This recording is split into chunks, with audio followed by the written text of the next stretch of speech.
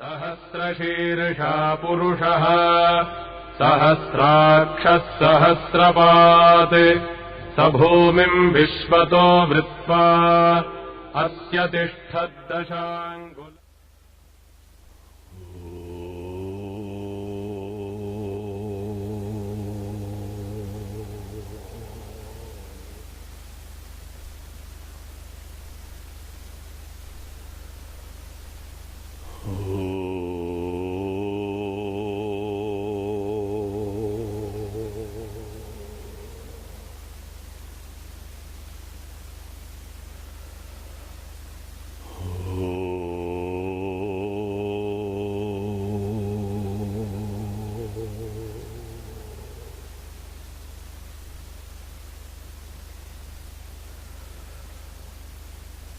ॐ सदाशिवसमारम्भां शङ्कराचार्यमध्यमाम् अस्मदाचार्यपर्यन्तां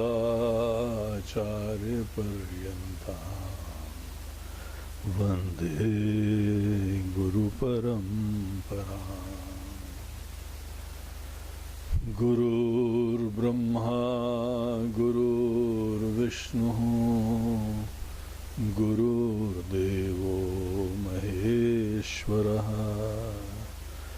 गुरुसाक्षात् परब्रह्म तस्मै श्री गुरवे नमः।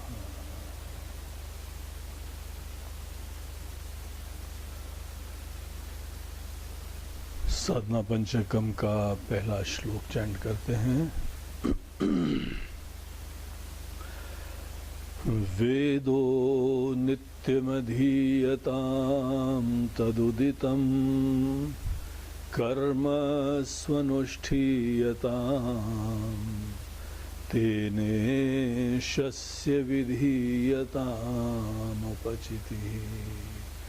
काम्ये मते त्यज्यताम् पापौघः परिधूयतां भवसुखे दोषोऽनुसन्धीयताम् आत्मेच्छा व्यवसीयतां निजगृहात् तूर्णं विनिर्गम्यताम्।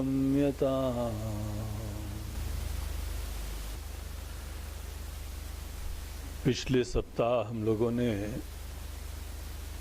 साधना पंचकम के तीसरे सूत्र के ऊपर विचार करना प्रारंभ करा था और हम लोगों ने ये देखा था कि कर्म के क्षेत्र में हम लोगों के मन के अंदर कुछ ऐसे महत्वपूर्ण गुणों का समावेश होता है जो गुण हमको अपने ज्ञान के पथ के लिए आवश्यक होते हैं। अंततः वेदांत के समस्त स्टूडेंट को ये सदैव ध्यान रखना चाहिए कि कर्म के क्षेत्र में हम केवल अपने मन को तैयार करने के लिए जाते हैं। हमारा लक्ष्य, हमारा जीवन, हमारा परम पुरुषार्थ केवल अपने अंदर जगना है, आत्मा का ज्ञान प्राप्त करना है। ये आत्मा ब्रह्म है, ये परम सत्य है, आनंद का धाम है। हमको मात्र इसमें जगना है, इसका ज्ञान प्राप्त करना है। और ये ज्ञान प्राप्त करने के लिए हमारी बुद्धि बहुत सुंदर बननी चाहिए, विचारशील बननी चाहिए और अपने मन को, बुद्धि को तैयार करने के लिए, सूक्ष्म शांत चिंतन करने के लिए, जीवन के समस्त विविध उतार चढ़ाव परिस्थिति को गहराई से समझने के लिए हमको एक विशेष प्रकार के सुंदर, शांत, विचारशील, बुद्धिमान, निश्चिंत, निस्वार्थ, जीवंत, उत्साही, उमंग से युक्त मन चाहिए। ऐसा मन जिसको अब अपने स्वार्थ की, गणित की चिंता नहीं रह गई है, जिसके मन के अंदर विश्वास है कि स्वार्थ रखना मूर्खता है, स्वार्थ की पूर्ति की सोच रखना ये अपने समस्त ज्ञान, सत्संग, शास्त्र, भगवान, इन सब की उपेक्षा करना है। इसीलिए कोई स्वार्थ की चिंता नहीं, कोई बाहर से सुख दुख की चिंता नहीं। हमारा लक्ष्य है, स्पष्ट लक्ष्य है। ये निष्काम व्यक्ति का बहुत क्लियर लक्ष्य है। निष्काम व्यक्ति के अंदर एक बड़ी स्पष्ट कामना है, कोई लौकिक कामना नहीं है, केवल अपने मन को सुंदर बनाना है। हम लोगों ने ये बात को विस्तार से देखा था कि जहां आदमी के अंदर कोई लौकिक कामनाएं नहीं रहती हैं तो भी प्रेरित होता है, इसी को निष्काम कर्म बोलते हैं। हम प्रेम से प्रेरित हैं, अपने मन रूपी मुकुर को सुधारने के लिए प्रेरित हैं। धियो यो नः प्रचोदयात् के लक्ष्य से प्रेरित हैं, मन को सात्विक करने के लिए प्रेरित है।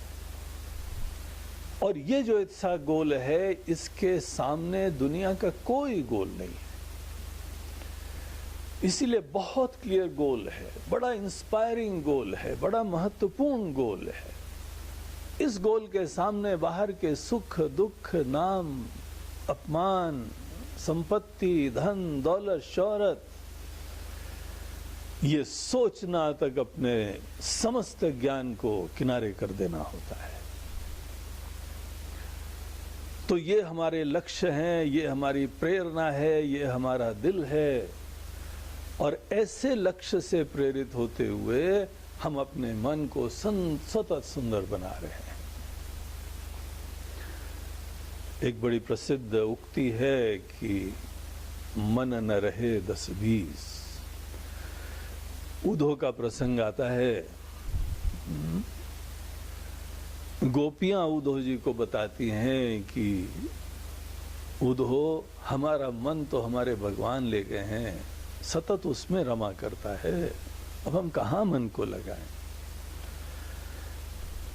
ये बात हमारे लिए इस दृष्टिकोण से विचारणीय है कि एक ही मन है, उस ही मन से हमको विचार करना है, ज्ञान प्राप्त करना है, अपने हृदय में परमात्मा का दर्शन करना है, इसी मन से भगवान का मिलन करना है।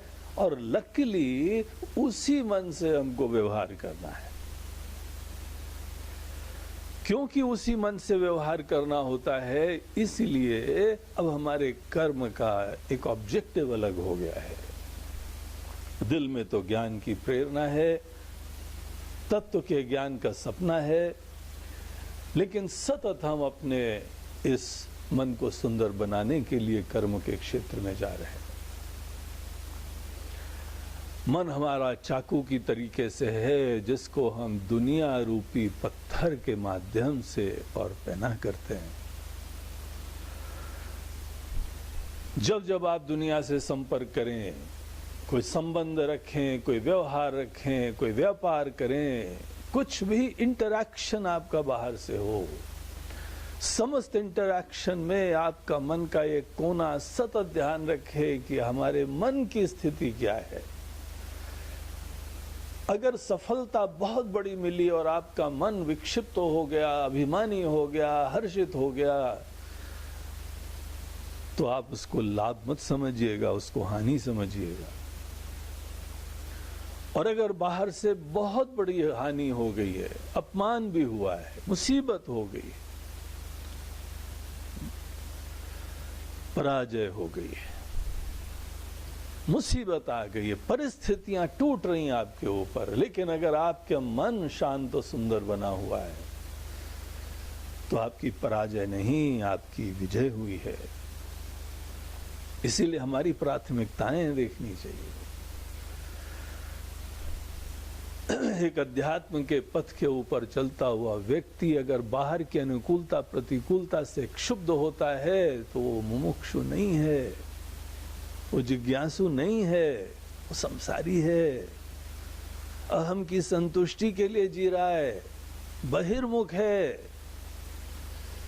अपने आप को दीनहीन समझ के अपना प्याला दुनिया से भरना चाहता है। मूर्खता है, कोई सत्संग उसने नहीं करा है। जिस दिन हमको जीवन की बाहर की परिस्थितियां कोई भी क्षुब्ध नहीं करती हैं और आप सतत अपने मन को मंदिर बना के सुंदर बनाते रहते हैं, तब आप मुमुक्षु हैं, तब आप साधक हैं, तब आप अध्यात्म के पथ के पथिक हैं। तो हम अपने मन को ही सुंदर बना रहे हैं। इसीलिए कर्म का क्षेत्र केवल होता है मन को मांझने के लिए, मन को सुंदर बनाने के लिए। जो इस बात को नहीं समझता है वो जल्दीबाजी में ज्ञान में जाता है और कोई लाभ नहीं मिलता है। हम लोग के वहां परंपरा है कि जिस समय कोई भी एक जिज्ञासु किसी महात्मा जी के पास, उनके पास पहुंचता है, उनके आश्रम में, उनके गुरुकुल में, तो वहां पे कुछ समय बोलते हैं कि हाँ बेटा बहुत अच्छा है, तुम ज्ञान के लिए आए हो, लेकिन कुछ समय यहाँ रह के सेवा करो। सेवा काहे के लिए करो? महाराज जी कौन सी सेवा आपको करवानी है? आपको जरूरत है क्या कुछ?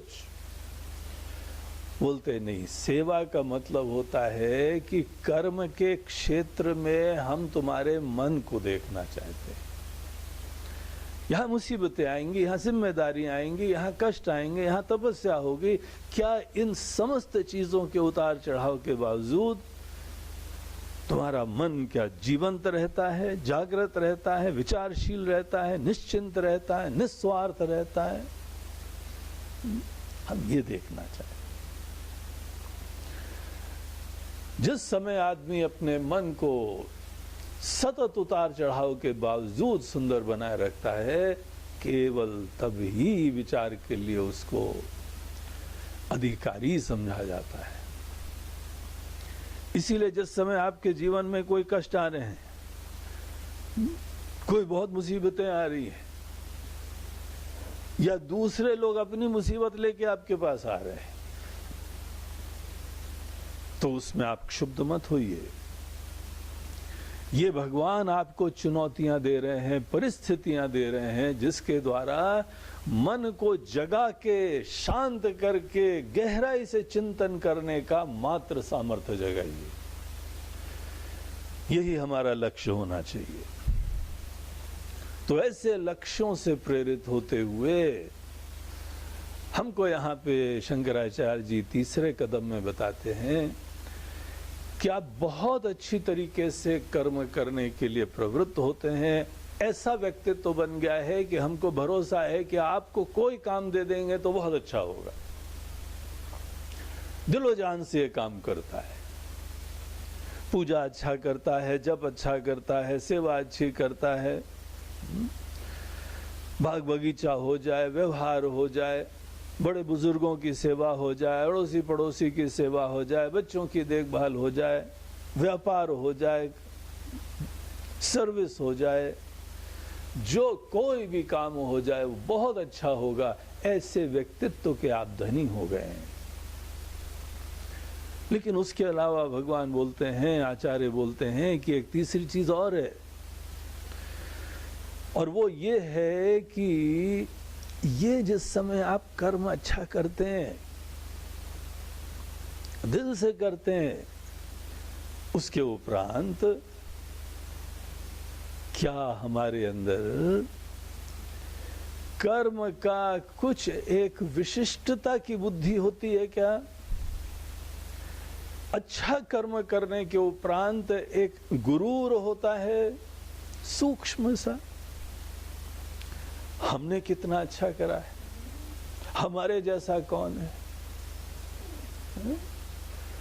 ये अहम की जो वृद्धि होती है, अहम की जो विशिष्टता होती है, यही पूजा की एंटीथीसिस होती है। एक वो लोग होते हैं जो बहुत अच्छी तरह से कर्म करते हैं, लेकिन उसके उपरांत बड़ी एक विलक्षणता दिखाई पड़ती है कि उनके अहम की विशिष्टता नहीं हो रही है, बल्कि अच्छा कर्म करने के उपरांत एक विनम्रता हो रही है, एक धन्यता हो रही है। हम अच्छा कर्म कर पाए, इसके उपरांत हम अपनी पीठ नहीं ठोकते हैं। हम किसी की कृपा देखते हैं।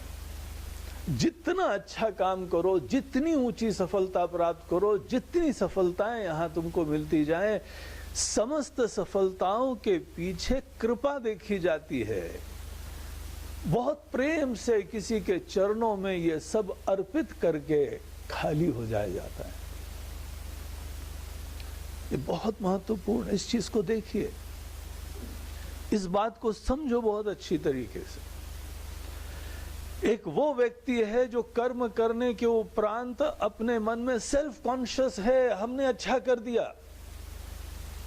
और एक व्यक्ति अच्छा अवश्य करता है, स्वनुष्ठीयताम को सार्थक करता है। हम बहुत अच्छी तरीके से कर्म कर लेते हैं, लेकिन कर्म करने के बाद कोई अभिमान नहीं आता है। हम लोग हनुमान जी से यही सीखते हैं। लंका जैसे दुर्ग में जाके वहां पे सबकी नानी याद दिला देना, उसके उपरांत लंका वासियों के मन में हनुमान जी के सपने आते थे। कोई भी बंदर देखते थे तो उनकी रात की नींद खत्म हो जाती थी। ऐसे तूफान की तरीके से आए थे। लोग बोलने लगे थे, चर्चा करने लगे थे, अगर एक वानर का ये हाल है तो पूरी सेना आने वाली है तो क्या होगा हमारा।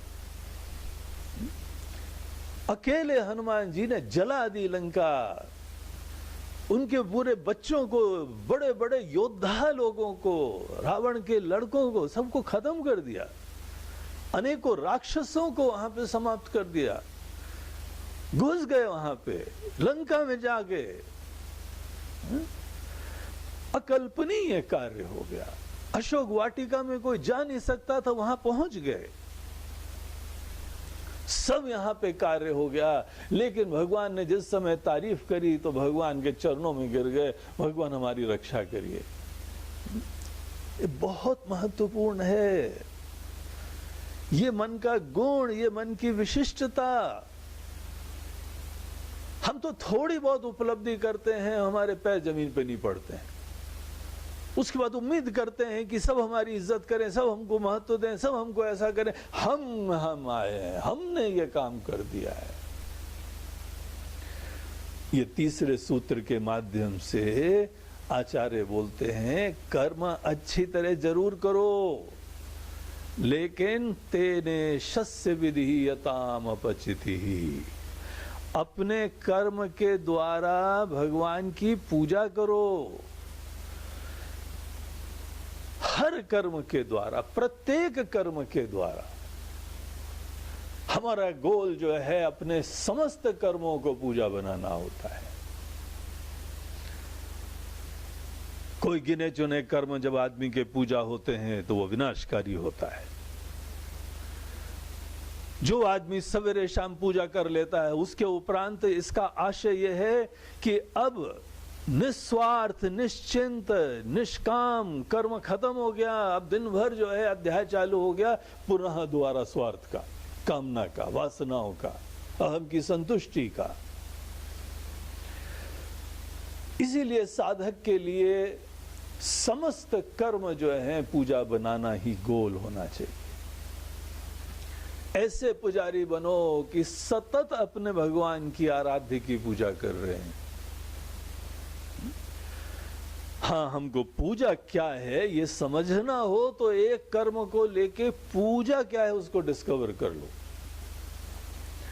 एक बार पूजा का भाव क्या होता है, पूजा के अंदर हम कैसे अपने निस्वार्थ होते हैं, निष्काम होते हैं, धन्य होते हैं, किसी के लिए काम करने के लिए मनोवृत्ति को डिस्कवर कर रहे हैं। जैसे आदमी कभी किसी से प्रेम करता है, उसके बाद देखो कैसी कविताएं निकलने लगती हैं, कैसे शेर व शायरी निकलने लगती हैं। प्रेम की महिमा का रस उसको पता लगा है, उसी में रम रहा है वो। उसी तरीके से भक्ति का रस मिलना चाहिए, निष्कामता का रस मिलना चाहिए, किसी के लिए जीने का आनंद मिलना चाहिए। धन्यता से जिस भगवान की कृपा बरस रही है हमारे ऊपर, उस भगवान की कृतज्ञता उनके चरणों के प्रति। हम भगवान जो दे रहे हैं वो कुछ भी नहीं है। आपने जो कृपा की वर्षा करी है, उसके बाद तो सोचना भी धृष्टता है कि हम आपको कुछ दे सकते हैं। भगवान ये हमारे समस्त देना, ये बच्चों के गुड्डा गुड़िया का खेल जैसे है। हम क्या दें आपको? हम कुछ नहीं दे सकते, सभी आपका दिया हुआ है। लेकिन इसी चीजों के माध्यम से हम सब कुछ आपके लिए, आपके चरणों में पूरा जीवन न्यौछावर करना चाहते हैं। आप जैसे भगवान को हम प्रसन्न कर लें, आप हम पे सदैव प्रसन्न रहें। हमारे आराध्य की प्रसन्नता, ये एक पूजक का गोल होता है। और वो हमारी तारीफ करें, वो इज्जत करें और महत्व दें, ये नहीं है। वो प्रसन्न हो जाए, उसके बाद कुछ नहीं बोले, कोई शब्द बोलने की भी जरूरत नहीं है। हमको ये पता होना चाहिए किसी की प्रसन्नता कैसे समझी जाती है। प्रमाण पत्र सतत देते रहें क्या? सतत तारीफें करते रहें। I have got better things to do. हर साधक की जो है वह हर कर्म में थैंक यू, बहुत अच्छा, बहुत अच्छा। देखो कैसे अहम की संतुष्टि के अनेकों तरीके होते हैं।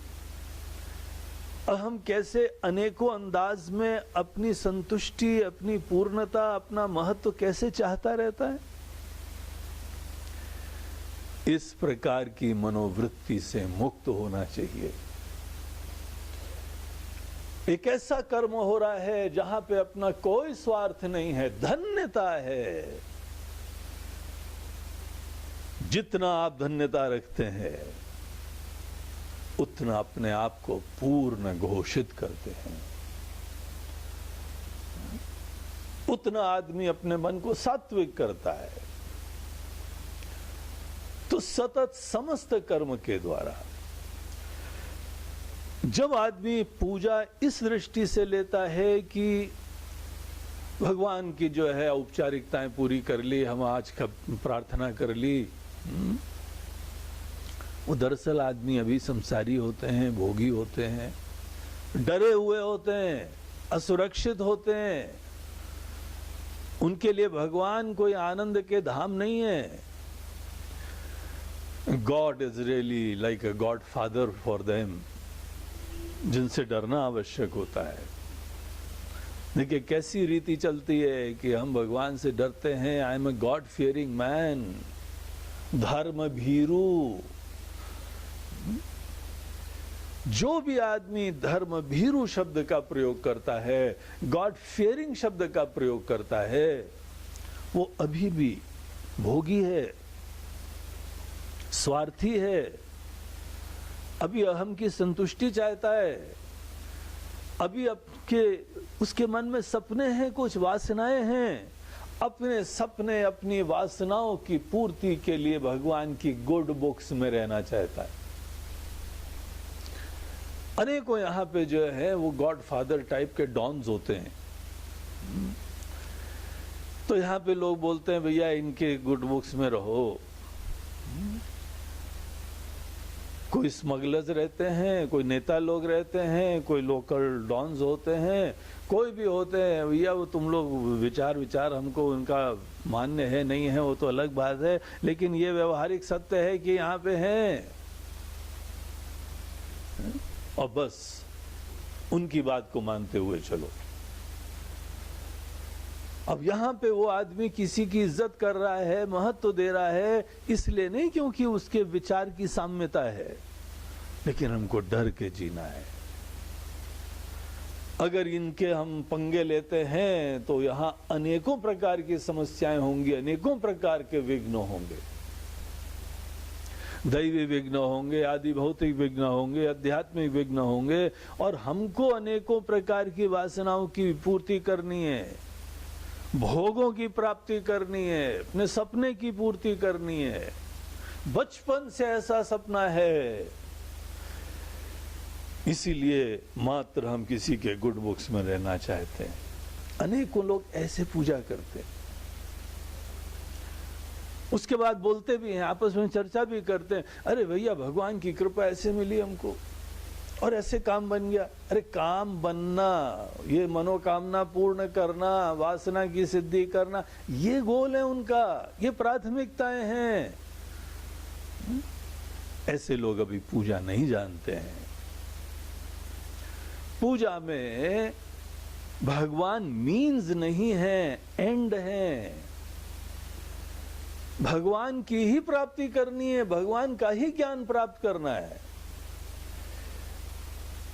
इसीलिए हम कोई दूसरे गोल के बारे में नहीं सोचते। जब आपका कोई गोल ही नहीं रहा है तो पूजा हम केवल आधे घंटे थोड़ी करेंगे, 10 मिनट थोड़ी करेंगे।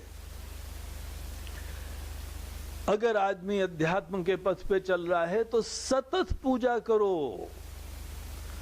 पूजा हमारा एक ऐसा कंट्रोल्ड एनवायरनमेंट में अभ्यास है जिसको हमें बाद में सतत अपने अंदर बनाना है, जो एटीट्यूड्स डिस्कवर करें और उन्हीं को सतत अपने मन में बनाए रखें। ये पूजा का ऑब्जेक्टिव होता है। प्रेम डिस्कवर करो क्या है, भक्ति डिस्कवर करो क्या है, शरणागति डिस्कवर करो क्या है, सात्विकता डिस्कवर करो क्या है, और उसके उपरांत वो मन, वो एटीट्यूड, उस समझ के सतत उसको अपने अंदर व्यवहार में दिन भर बनाए रखना है। ये पूजा का ऑब्जेक्टिव होता है। यहां ध्यान दीजिए, यहां आचार्य ये नहीं बोल रहे हैं, ये हमारे शंकराचार्य, ये हमारी परंपराएं, ये हमारे संत लोग ये नहीं कह रहे हैं कि सवेरे शाम पूजा करो मात्र। ये केवल उन गिने चुनों के लिए कहा जा रहा है जो जनरली भोगी रहते हैं। थोड़ी शुरुआत में श्री गणेश तो कम से कम करो, लेकिन उसके उपरांत मूल पूजा का उपदेश यह है कि समस्त कर्मों को पूजा बनाओ। अभी मत ज्ञान के लिए जाओ, मत कोई ग्रंथ पढ़ना प्रारंभ करो, अभी तुम नहीं तैयार हो। साधना पंचकम के ये सोपान है, आत्मज्ञान के पथ पे चलने के ये सोपान है। अपने समस्त कर्मों को पूजा बनाओ। तेन कर्मणा ईशस्य, अपने कर्म के द्वारा, समस्त कर्म के द्वारा पूजा की भावना का समावेश करो। बहुत मेहनत करनी पड़ेगी, ये हमारे स्वभाव में नहीं है। आज तक हमने इस प्रकार का कर्म करा ही नहीं है। पूजा करने के समय बड़ा विक्षेप होता है। अनेकों पूजा के स्थानों में देखिए घड़ी रखी रहती है, इतनी जल्दी खत्म करना है हमको, उठना कब है ये पहले विचार चालू हो जाता है। इसीलिए पहले पूजा सीखो। हम लोग पूजा को ही यज्ञ बोलते हैं। गीता के अंदर भगवान बोलते हैं कि अर्जुन अपने समस्त कर्मों को यज्ञ बनाओ, यज्ञ भाव से ही कर्म करो, समस्त कर्म को पूजा बनाओ। जो व्यक्ति इस चीज को गोल बना के, इस चीज से प्रेरित होके अपने आचार्य के प्रति, अपने शास्त्रों के प्रति श्रद्धा का परिचय देता है, वो ही ज्ञान के लिए तैयार है। अनेकों लोग यहाँ पे कर्म करते हैं, बड़े अच्छे तरीके से कर्म करते हैं, इतना मेहनत करते हैं अपने कर्म में कि व्यापार में अच्छे हो जाते हैं, धंधे में अच्छे हो जाते हैं, कोई डॉक्टर अच्छा हो जाता है, कोई इंजीनियर अच्छा हो जाता है, कोई वकील अच्छा हो जाता है, कोई व्यापारी अच्छा हो जाता है, बिल्डर अच्छा हो जाता है, बहुत मेहनत करी उसने। लेकिन बड़े विरले हैं जो अच्छे कर्म करने के उपरांत जैसे गंगा नहा के आ गए और हल्के हो गए। अनेकों लोग हैं जिन बहुत अच्छा कर्म करना चालू करा तो हमने उनको प्रेरणा दी है, बोला चलो भगवान के कार्य, इस ज्ञान के प्रचार के लिए लगो। बड़े कम होते हैं जो प्रेरित होते हैं। उनको वो कर्म अच्छे लगते हैं जिन कर्मों से अहम की संतुष्टि हो, वही संसारी बुद्धि। कर्म हम कर रहे हैं जिससे हमारी विशिष्टता हो, लाभ हो, सांसारिक दृष्टिकोण से, वो प्राथमिकता है। और अगर हमको यहां पे संसारी लाभ नहीं दिखाई पड़ रहा है, अहम की संतुष्टि नहीं दिखाई पड़ रही है, तो हम बाहर की पूजा को छोड़ देंगे, हम ये आध्यात्मिक कार्य में सेवा को छोड़ देंगे, ऐसे गुरुओं को छोड़ देंगे। ऐसी चीजों के हमारे समय ही नहीं मिलता है हमको। I am so very busy, फलानी जगह जो है हमको ये काम करना है, फलानी जगह ये लाभ मिलना है, वहाँ पे बिजनेस करना है, और यहाँ ऑफिस खोला है, यहाँ अध्यक्ष बने हुए हैं, यहाँ सेक्रेटरी बने हुए हैं, यहाँ पे हमको बहुत ही पुरस्कार मिलने वाला है। कितना स्पष्टता से दिखाई पड़ रहा है। कर्म तो अच्छा आदमी करता है, ये एक चीज है, लेकिन कर्म अपने अहम की संतुष्टि के लिए होता है, ये कितनी स्पष्टता से देखे जाने वाली चीज है। और ऐसा आदमी, यही नहीं है कि अध्यात्म के ज्ञान के लिए वो आदमी तैयार हो रहा है, बल्कि सच्चाई ये है कि जिस संसारी चीजों के लाभ के लिए वो आदमी समर्पित है, यही चीजें उसके जीवन में उसके विनाश, उसके पीड़ा, उसके बंधन का कारण बनने वाली है। जिस चीज के प्रति आसक्त होते हैं, पराधीन होते हैं, वो बाहरी है, संसारी चीज है, परिवर्तनशील है, मायामय है, नश्वर है, और ऐसी बाहरी चीजों के ऊपर हम पराधीन होकर विशिष्ट बन रहे। कैसी मूर्खता है। ये मुक्ति का पथ थोड़ी है, ये पराधीनता का है। और पराधीन सपने हो सुख नहीं, ये वो पथ है जिसमें आदमी को तनाव मिलेगा, पीड़ा मिलेगी, दुख मिलने वाला है, ग्रीफ मिलने वाला है। फिर ये लोग जाके अनेकों मंदिरों में जाके, भगवान क्या हमको करा था हमने कि हमको ऐसा मिल रहा है। इसीलिए ये बातों को देखना चाहिए कि कर्म के क्षेत्र में जाने का ऑब्जेक्टिव क्या होता है। किसने तुमसे कहा था कि सदैव अहम की संतुष्टि के लिए कर्मों में जाओ? ये नश्वर चीजों से तुम शाश्वत प्राप्त करो, अनित्य से तुम नित्य आनंद की अपेक्षा करो, और अपेक्षा करो इन द फर्स्ट प्लेस। क्यों अपने आप को ऐसा छोटा माने हुए हो कि तुमको बाहर से अपेक्षा ही करनी होती है? तुम अपने इस मोह के द्वारा, इस नासमझी के द्वारा उस विपरीत ज्ञान को दृढ़ कर रहे हो कि तुम छोटे हो और बाहर ही दुनिया से आनंद आता है। इसकी कीमत चुका रहे हो। भगवान से पूछ रहे हो ना, भगवान हमने क्या करा है? तुमने ये करा है। तुमने सतत अपने विपरीत ज्ञान को अपने जीवन में बैठाया है, इस मोह को तुम्हें दृढ़ करा है, जिसका कोई प्रमाण नहीं, जो भगवान ने नहीं बोला है, जो शास्त्र नहीं बोल रहे हैं, जो आपके पूर्वज नहीं बोल रहे हैं, जो संत लोग नहीं बोल रहे हैं, जो आपके गुरु नहीं बोल रहे हैं। यह आपकी मन मर्जी है, आपकी कपोल कल्पना है, आप इसी दृष्टि से दुनिया को देखते हैं। यहाँ पे जाके हम संग्रह करेंगे, हम भोग करेंगे, हम नाम प्राप्त करेंगे और इस तरह से हम एक सफल इंसान बन जाएंगे। हाँ, दुनिया के ज्यादातर लोग आपके धन दौलत नाम शोहरत इसी को देखेंगे और ऐसे समस्त मूर्ख लोग, अज्ञानी लोग, वो आपको सिराखों पे बैठाएंगे, वो आपको यहां प्रमाण पत्र देंगे, वो आपको पुरस्कृत करेंगे। लेकिन ऐसा पुरस्कार, ऐसी शोहरत साधकों के लिए और संतों के लिए उपेक्षणीय है। ये विनाश का पथ है। हमारे लिए कर्म वो होना चाहिए जिस कर्म के माध्यम से हम सतत पूजा करें और विनम्र हो जाएं। सोच भी हमारे मन में नहीं आए अहम की संतुष्टि के बारे में, अपनी विशिष्टता के बारे में, बाहर से लाभ के बारे में। ये चीज ही यहां तीसरा सोपान की तरह से बताया जा रहा है। तेने शस्य विधीयताम अपचिति ही। इस अपने कर्म के द्वारा अगर आदमी सही में पूजा करता है ना, पूजा करने के बाद बड़ा फ्रेश होके निकलता है।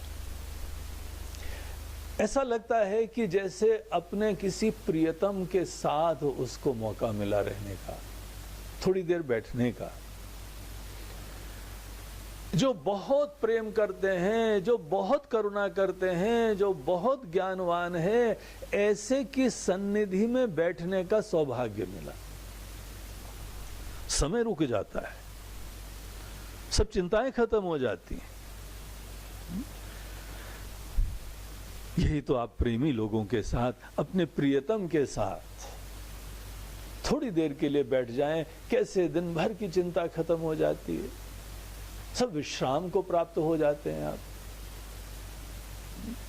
समय रुक जाता है, धन्यता होती है। अगर हम किसी संसारी प्रेमी के साथ बैठ के जो अनुभव करते हैं, उससे 100 गुना ज्यादा आदमी को आनंद, प्रफुल्लता, धन्यता ये पूजा में मिलनी चाहिए। हमको कुछ चाहिए नहीं, जो बरसा रहा है प्रेम, बगैर मांगे हमारे ऊपर कृपा बरसा रहा है, उनकी चरणों में, उनकी सन्निधि में बैठने का सौभाग्य मिला है। अपने छोटे छोटे हाथों से उनकी सेवा करने का मौका मिला है। एक्सपीरियंस दैट, वो पूजा होती है। आज हम लोगों के देश भर में मंदिरों में, अनेकों घरों में पूजा का स्थान होता है। आध्यात्मिक ज्ञान के अभाव में समस्त अनेकों घरों में पूजा, मंदिरों में, ये सब चीजें केवल इसी चीज का निमित्त बन गई हैं कि आपकी मनोकामना पूर्ण होगी। जिसने ये भाषा बोली, ये समझ लीजिए कि वो व्यक्ति आध्यात्मिक ज्ञान से युक्त नहीं होता है, आध्यात्मिक लक्ष्यों से अवगत नहीं होता है। ये पूजा वो साधना है जिसके वजह से अपने अंदर जगा जाता है। अब लोग बेचारे अज्ञान के अंदर विद्यमान रहते हुए नहीं पता है, कर्म भी नहीं जानते, अच्छी तरीके से कर्म कैसे करना वो भी नहीं जानते, लेकिन उनको बेचारों को फल की सिद्धि चाहिए, किसी तरीके से काम बनना है। कोई बीमार है, किसी की नौकरी है, किसी का काम है। अब पहले तो अच्छा कर्म ही नहीं करना जानते, इतनी एंजाइटी से रिडन है, इतने विकारों से रिडन है। जिस आदमी के मन के अंदर अनेकों प्रकार के यह चिंताएं हैं, कामनाएं हैं, क्रोध है, राग है, द्वेष है, वो आदमी कौन से क्षेत्र में अच्छा कर्म करेगा? और जब कर्म ही नहीं करेंगे तो फल कैसे प्राप्त होगा? ऐसी विचारा स्थिति में विद्यमान है और ऐसे लोगों का अज्ञानी लोग शोषण करते हैं। धर्म के नाम पे शोषण होता है। सभी लोग जानते हैं यहाँ पे कैसे कैसे लोग विद्यमान हैं। कोई आते हैं बोलते हैं फलानी चीज कर लो तुम्हारी मनोकामना पूर्ण हो जाएगी। और आजकल के समय तो ऐसे ऐसे जो हैं वह सो कॉल्ड गुरु लोग प्रचलित हैं। गोलगप्पा खा लेना, फलाने रंग का पर्स रख लेना। अब इन सब चीजों में प्रॉब्लम क्या है? बच्चे भी जानते हैं, किसी बच्चे ने केस करा इनके ऊपर, कोर्ट में जाके बोला कि ये सब को भ्रमित कर रहे हैं। प्रॉब्लम क्या है? प्रॉब्लम ये है, पहली चीज तो संसारी मनोकामना की पूर्ति के लिए ये केटर कर रहे हैं और उसमें भी कर्म की प्रधानता नहीं दे रहे हैं। आदमी अपने कर्म के माध्यम से अच्छा कर्म करेगा, उससे फल अच्छा प्राप्त होता है, इसकी कोई शिक्षा नहीं है। ये उपनिषद का ज्ञान, गीता का ज्ञान, सब रामायण का ज्ञान, सब ज्ञान का यहां इन्होंने निषेध कर दिया है। अच्छे कर्मों से फल थोड़ी मिलता है, मूर्खता के कर्म से, असंबद्ध कर्म है। अब गोलगप्पे खाने से आपको फल कैसे प्राप्त होगा? है? केवल पेट खराब होएगा और कुछ नहीं होएगा। लेकिन देखिए, बेचारा अंधकार में विद्यमान अज्ञान से युक्त व्यक्ति का शोषण है ये। और क्योंकि जो है धर्म का हमने ताना बाना पहना हुआ है और वहां आने के समय भजन गाते हैं, वो म्यूजिक लगती है, चैंटिंग होती है, और तब आके ये महाशय वहां पे ये सब बातें बोलते हैं कि ये तुम कर लेना, और तुम कितने समय तक गुलाब जामुन नहीं खाया तुमने, अरे खा लेना, भगवान को भी खिला देना, जाओ बेटा जाओ, बच्चा तुम्हारा काम बन जाएगा। यहां पे ये जो परंपराएं हैं कि हम आपके ऊपर कृपा करें, ब्लेसिंग्स का धंधा, ये कितना बेहुदा होता है। हमको बाहर से ब्लेसिंग्स चाहिए, हमको किसी से भी ब्लेसिंग चाहिए। अनेकों धर्मों में ये परंपरा चल रही है, गॉड ब्लेस यू। अरे हम कौन है बोलने वाले? भगवान आपके दिल में बैठे हुए हैं। हम बाहर से किसी से भी आशीर्वाद क्या प्राप्त कर रहे हैं? मतलब क्या है आशीर्वाद का?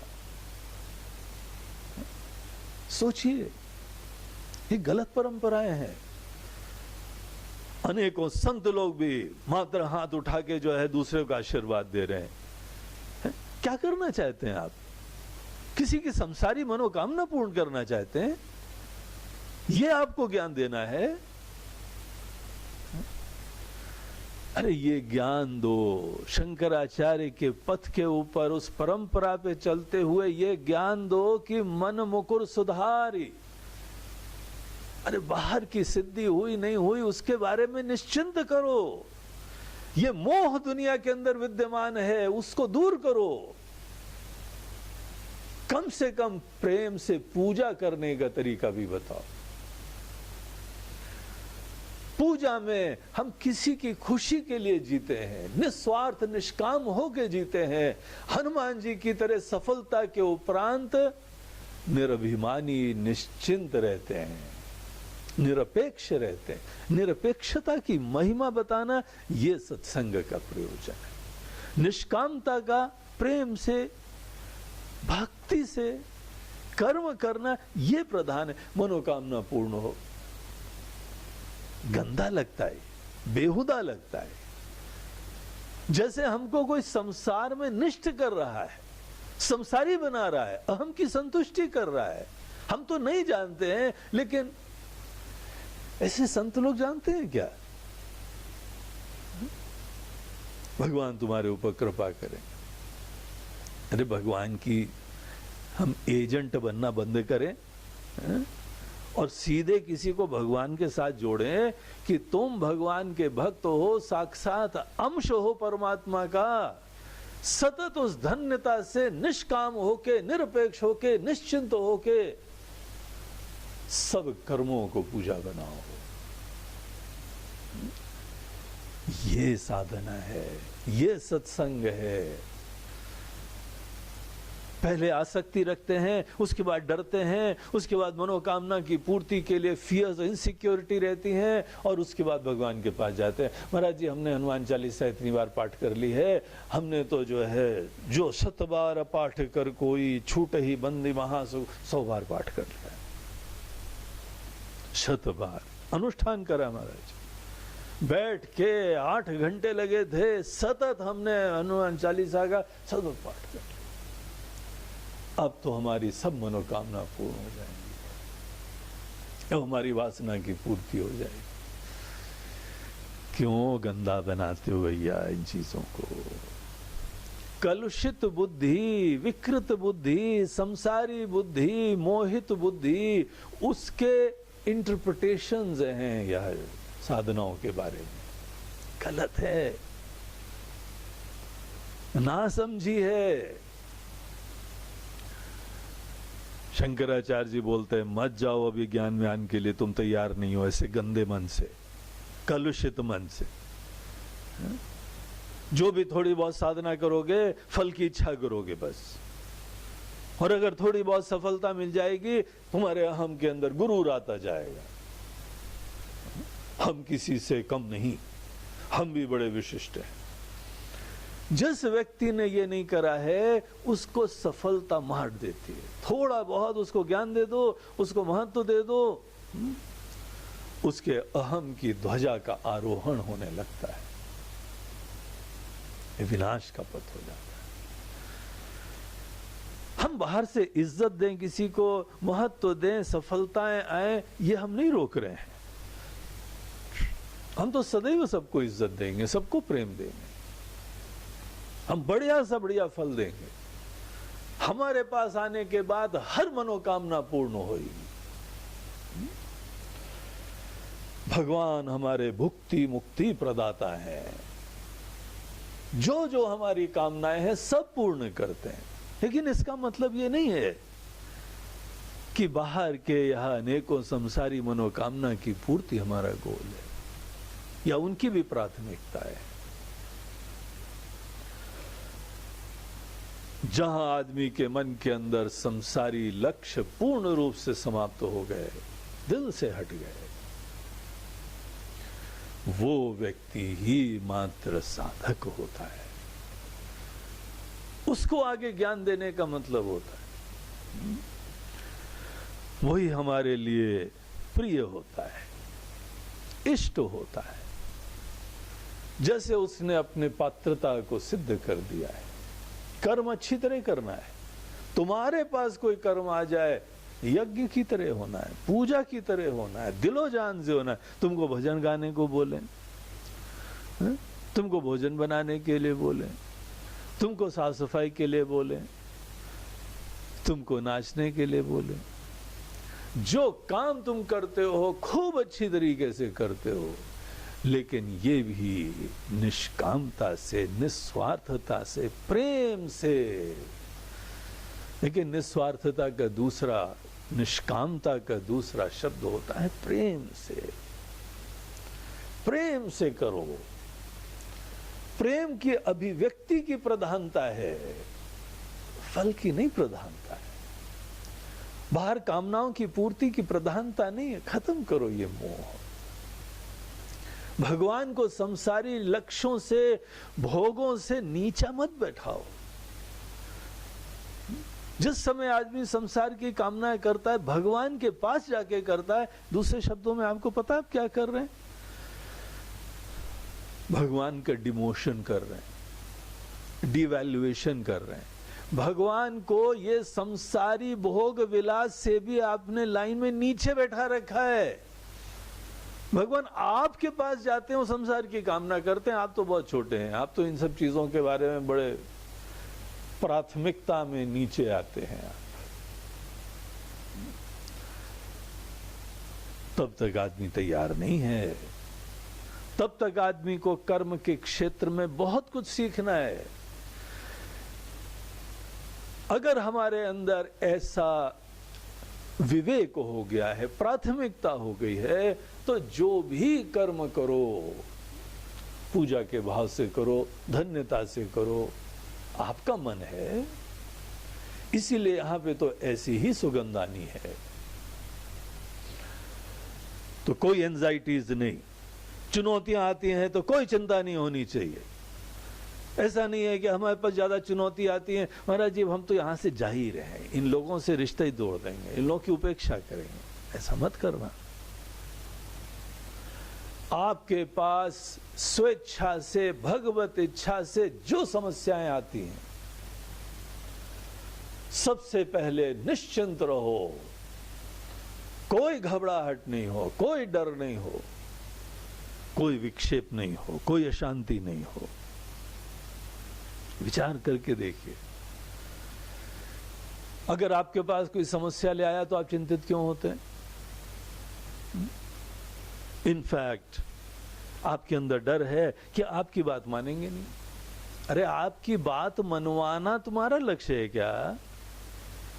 अगर तुम अपनी बात मनवाने की प्रधानता रखते हो, आपको दिख रहा है कि ये कैसे अभिमानी कृत्य होता है,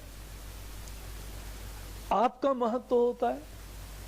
आप ऊपर पेडिस्टल के ऊपर बैठे हुए सबको मार्गदर्शन दे रहे हैं, ऐसा कर लो, और जो आपको घास नहीं डालता है तब आपको गुस्सा आती है। और कौन सा आपको प्रमाण चाहिए कि आप केवल अहम की संतुष्टि और विशिष्टता की बुद्धि से प्रेरित कर्म करते हैं? अब अगर आपके मन के अंदर ये नहीं है तो आपकी कोई बात माने नहीं माने इसमें कौन सा फर्क पड़ा है? ये इशू ही नहीं है यहां पे। इस कारण से कोई चिंता नहीं होनी चाहिए। हमारी प्राथमिकताएं क्या है?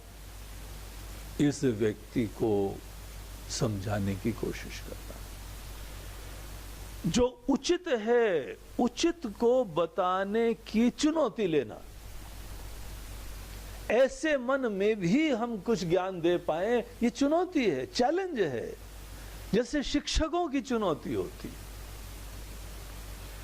अनेकों स्टूडेंट्स होते हैं, हर स्टूडेंट के मन के अंदर कुछ कम्युनिकेशन कर पाए।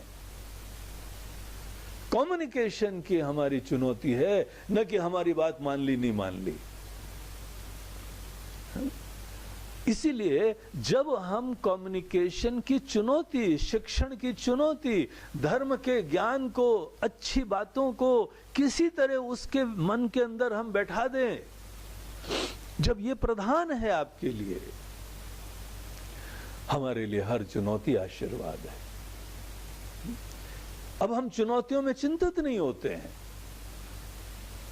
चुनौतियां हमारे अंदर अपने ही धर्म की निष्ठा का परिचय देने का और गहराई से धर्मनिष्ठ होकर जीने का, और जिसको जिसको नहीं पता है हम कोशिश करेंगे विनम्रता से।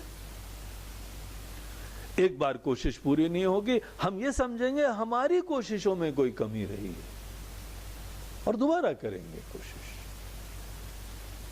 जैसे वो आपने कहानी सुनी ना, एक व्यक्ति बैठा देख रहा था कि एक मकड़ी एक जगह से दूसरी जगह पे जंप कर रही थी, अपने मकड़ी का जाला बना रही थी। मकड़ी बहुत दूर छलांग मारती है और वहां जंप मारते मारते अपने ही पीछे सलाइवरी ग्लैंड्स होते हैं, जो कहते हैं उसके पेट में से धागा निकल रहा है और वो दूसरी जगह पहुंच जाता है। फिर वो वहां से दूसरी जगह जंप मारती है और बहुत सुंदर जो है मकड़ी का जाला धीमे धीमे बुन लेती है। एक बार मकड़ी ने जो है बड़ी लंबी छलांग मारी, वहां नहीं पहुंची वो। कोई बात नहीं, मकड़ी दोबारा नीचे आई, लटक गई। फिर से ऊपर चढ़ी, फिर से छलांग मारी। ऐसे वो देखता गया, मकड़ी ने 7 बार छलांग मारी, वो हार नहीं मानी, और धीमे धीमे उसका अभ्यास हो गया, लॉन्ग जंप का ही अभ्यास हो गया, और उसने जो है वहां पे जंप मार दी जहां पे मारना चाहती थी। जैसे एक मकड़ी अपने अंदर चुनौती को पूरा करती है, वैसे ही किसी व्यक्ति के मन में सुंदर ज्ञान का समावेश करना, विवेक देना, अच्छे मूल्य बनाना हम विनम्रता से कोशिश करेंगे, बगैर आग्रह के, बगैर अपेक्षा के, बगैर अभिमान के। अगर अभिमान रहा तो आप मरेंगे, अच्छी बात बोलने के बाद भी आप मरेंगे। तनाव होगा, टेंशन होगा, वो बात कोई नहीं मानेगा तो गुस्सा आएगी। आपको उस चीज का विक्षेप होता है, उस चीज की अशांति होती है कि आपकी बात नहीं मानते। हमने इन्हीं को बताया था पहले, हमारी बात मानी नहीं। अरे नहीं मानी क्योंकि मन में कोई नासमझी थी, विकार था, विपरीत ज्ञान था, मोह था। समझो ना, एक बार दवाई नहीं लगी, हम दूसरी दवाई देना। एक अच्छे डॉक्टर की तरीके से जिसने अपने मरीजों को ठीक करने का दृढ़ निश्चय करा हुआ है, एक बार जो है ट्रीटमेंट नहीं लगा काम, उसमें चिंता की क्या बात है। हमने दवाई दी थी, लेते नहीं हो, हमारी बात मानते नहीं हो, इसीलिए हम तुमको देंगे ही नहीं चाह दवाई। ये हमारे ही सोच में दोष है। आपको पता है कि धर्म का आश्रय आदमी लेगा तो उसका कल्याण होगा। चलो बेचारा मुसीबत में है, रियलाइज करा है उसने कि हमारे तौर तरीके गलत हैं और आपके पास आया, तो अब तो आप उसको एक भिन्न तरीके से ज्ञान दे पाओ। इसीलिए कोई परिस्थिति आपको विक्षिप्त ना करे। समस्त चुनौतियां आपको एक चुनौती प्रदान करे कि धर्म में निष्ठ रह के हम सतत यही ज्ञान सबको दे पाएं, सेवा कर पाएं। हर कर्म हमारे लिए इसी के लिए एक चुनौती बना हुआ है। देखिए, जीवन में जो परिस्थिति आती है, परिस्थिति कोई व्यक्ति नहीं लाता है। इसी को बोलते हैं भगवान कर्म फल प्रदाता है। कर्म फल जीवन की प्रत्येक परिस्थिति से आता है, परिस्थिति रूप से आता है। हर परिस्थिति कर्मफल है, हर पल कर्मफल है। और इसीलिए हर पल, हर परिस्थिति, हर घटना ईश्वर की इच्छा से आपके पास आ रही है। जब हर पल, हर घटना ईश्वर की इच्छा से आ रही है, भगवान कर्म फल के प्रदाता हैं, तो परिस्थितियों को ईश्वर इच्छा समझो। आपके भगवान चाहते हैं ये काम करो। आपको मुसीबत दी, आपको ऐसे रिश्ते नाते दे दिए, ऐसे घर में लोग दे दिए, कोई बीमार हैं, कोई विकारी हैं, कोई पड़ोसी हैं, अनेकों प्रकार की समस्याएं हैं, ये आपके भगवान दे रहे हैं। और भगवान जो है आपको आह्वान कर रहे हैं, पहले शिक्षा दे देते हैं शास्त्रों के द्वारा, संतों के द्वारा उसको समझवा देते हैं, बाद में आपको परिस्थिति देते हैं, बोलते हैं इस परिस्थिति में अब सुंदर कर्म के सिद्धांत का समावेश करो। क्या ये तुमको जो चुनौती हमने दी है, इस चुनौती में अपने बारे में कोई चिंता नहीं रखोगे, कोई स्वार्थ नहीं रखोगे, कोई अभिमान नहीं रखोगे, और तो भी बहुत प्रेम से, दिलोजान से इस कर्म में स्वनुष्ठीयता, बहुत अच्छी तरीके से कार्य करो, पूजा बना दोगे इसको।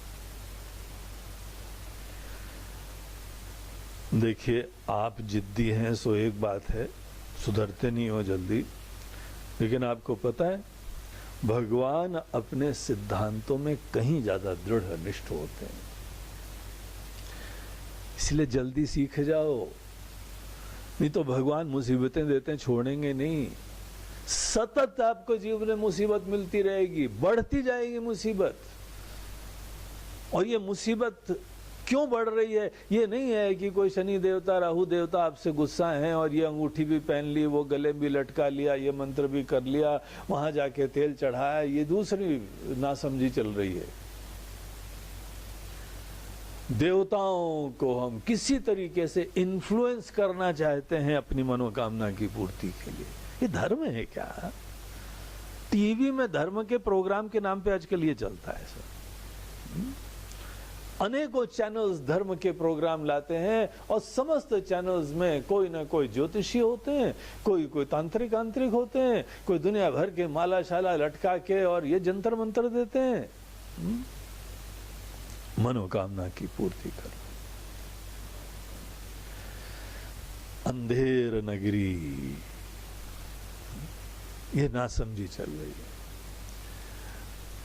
आप कितनी भी मुसीबतें कर लो, एक ज्योतिषी थे, दूसरों को अनेकों चीजें बताया करते थे कि कैसा करने से तुम्हारी मनोकामना पूर्ण होएगी। उनकी बिटिया की शादी हुई और 1.5 साल में ही डाइवोर्स हो गया। हमने पूछा, पंडित जी आपने देखा नहीं इसकी कुंडली? आप दुनिया भर की कुंडली देखते हैं और बताते रहते हैं कि तुम्हारा परिवार अच्छा रहेगा, तुम्हारी शादी अच्छी रहेगी। अब बेचारे कुछ बोलने योग्य ही नहीं रहे। ये सब स्थिति होती। हमारे जीवन में चुनौतियां तब तक आती रहेंगी जब तक हम सुधरेंगे नहीं, हम अपने अंदर रियलाइज नहीं करेंगे अपने ये दोष, और जीवन भर हमको कष्ट आता जा रहा है क्योंकि आपने ये आध्यात्मिक रहस्य सीखे नहीं है। Now it's high time. Please realize that. देखिए ये बातों को। हम जब भी कर्म के क्षेत्र में जाते हैं केवल अभिमान की ध्वजारोहण के लिए जाते हैं, अहम की विशिष्टता के लिए जाते हैं, वासना की पूर्ति के लिए जाते हैं। इसीलिए मन टेंस रहता है, विक्षिप्त रहता है। तनाव की समस्या क्या है? ऐसे बेताब लोग हैं कि बाहर से किसी तरह से प्राप्त करना नहीं हो रहा है तो टेंशन हो रहा है। आध्यात्मिक ज्ञान इस पूरी समस्त मनोवृत्ति के ऊपर पानी फेर देता है। गुंजाइश ही नहीं है। अगर हमारी प्राथमिकताएं हैं तो आध्यात्मिक है, हमको मन को अच्छा बनना है। अगर थोड़ा चिंतित हो तो इसके लिए चिंतित हो। इसीलिए हम आदमी को ये नहीं बोलते हैं कि तुम बिल्कुल चिंतित मत हो, हम ये बोलते हैं तुम्हारी चिंता का विषय क्या हो। तुम्हारी चिंता का विषय ये नहीं हो कि हमको बाहर से ये मिला नहीं मिला, बाहर से इज्जत हुई कि नहीं हुई, हमारी कामना पूर्ति हुई कि नहीं हुई। लोग समझते हैं कि नहीं समझते हैं। तुम्हारी चुनौती ये है कि तुम्हारे मन के अंदर ये माइंड सेट कब खत्म होगा, इसकी चिंता भी करो। तुम्हारे मन के अंदर ये स्वार्थ की चिंता कब खत्म होगी, गणित कब खत्म होगी, इसकी चिंता करो।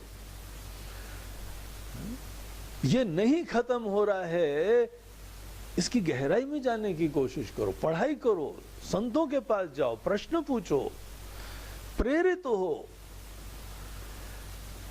तुम्हारे मन के अंदर स्वार्थ, कामनाएं, अपेक्षाएं, इससे मुक्त हो के प्रेम से धर्म के पथ पे सदैव चल पाए हम।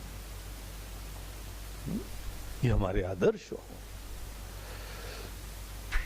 इसीलिए ये धर्म के नाम पे जो चारों तरफ चल रहा है ये कोई धर्म नहीं है। आज हम लोगों के देश के अंदर धर्म का भयंकर पतन हो गया है। और धर्म का पतन हो गया ये मत बोलने लगो कि भगवान अब अवतार का समय है आइए। बोलते हैं जी नहीं, आपके पढ़ने का समय है। आपको पढ़ने के लिए किसने रोका है? आपको ये समस्त आध्यात्मिक ज्ञान प्राप्त करके अपने जीवन में उतारने के लिए किसने रोका है? जब वो भी नहीं हो पाए तब बाहर से कोई डिवाइन इंटरवेंशन की संभावना है। ऐसी कोई संभावना नहीं है, इस समय स्थिति नहीं है कि आपको कोई रोक रहा है बाहर से। ऐसे शास्त्र विद्यमान है, साधना पंचकम, शंकराचार्य जी, और हम सब लोग उन्हीं के निमित्त लोग हैं, उनके सेवक लोग हैं,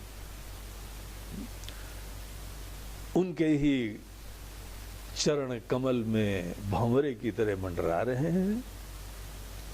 आपको हम ये समझाने की कोशिश कर रहे हैं।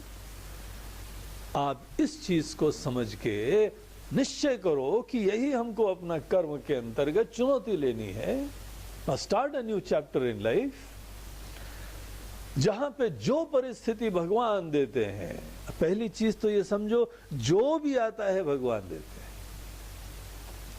और दूसरी चीज, आप जो करते हैं वो ऐसा कार्य करिए कि हमारे भगवान भी प्रसन्न हो जाए,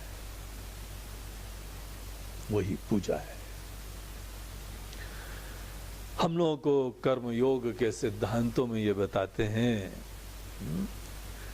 कि हर परिस्थिति को प्रसाद समझो और हर कर्म को ईश्वर अर्पण बुद्धि से युक्त करो। तो ये दो बुद्धियां, प्रसाद बुद्धि और ईश्वर अर्पण बुद्धि, इन दो का समावेश ये पूजा का ऑब्जेक्टिव होता है। तो ये तीसरे सूत्र का यहाँ पे सार है। ये जो दो चीजें हैं कर्म के, प्रसाद बुद्धि और ईश्वर अर्पण बुद्धि, हम थोड़ा सा इनके ऊपर और चर्चा करना चाहेंगे। तो ये हम लोग अगले सप्ताह के लिए इस विषय को रखते हैं, जिसके द्वारा हम अपने कर्मों को सतत पूजा बनाएं और आध्यात्मिक साधना के लिए हम टूल बनाते हैं कर्मों को। ये मत सोचो कि साधना केवल सब छोड़ छाड़ के एकांत में कुछ आंख बंद करके भजन से, जप से, अध्ययन से होती है। कर्म का क्षेत्र ही धर्म का क्षेत्र होता है। प्रत्येक कर्म को आध्यात्मिक ज्ञान के लिए साधना बनाना पड़ता है, कर्म का क्षेत्र छोड़ना नहीं, क्योंकि कर्म के क्षेत्र में ही हमको अपनी असलियत पता लगती है। तो ये यहाँ पे प्रसंग बहुत महत्वपूर्ण प्रसंग चल रहा है, खूब मनन करिए इसके ऊपर। हम भी इसीलिए काफी फुर्सत में, गहराई में एक एक सिद्धांत में जा रहे हैं। हम दिल से चाहते हैं कि ये बात आपके दिल में बैठे। तो यही हमारी भी प्रार्थना है, यही आपका प्रयास रहे। तो इस विषय को हम लोग अगले सप्ताह और आगे कंटिन्यू करेंगे। ओम पूर्णमदः पूर्णमिदं पूर्णात् पूर्णमुदच्यते पूर्णस्य पूर्णमादाय पूर्णमेवावशिष्यते। ओम शांति शांति शांति। हरि ओम श्री गुरुभ्यो नमः। हरि ओम नमः पार्वती पतये। हर हर महादेव। नर्मदे हर। बोलो गंगा मैया की जय।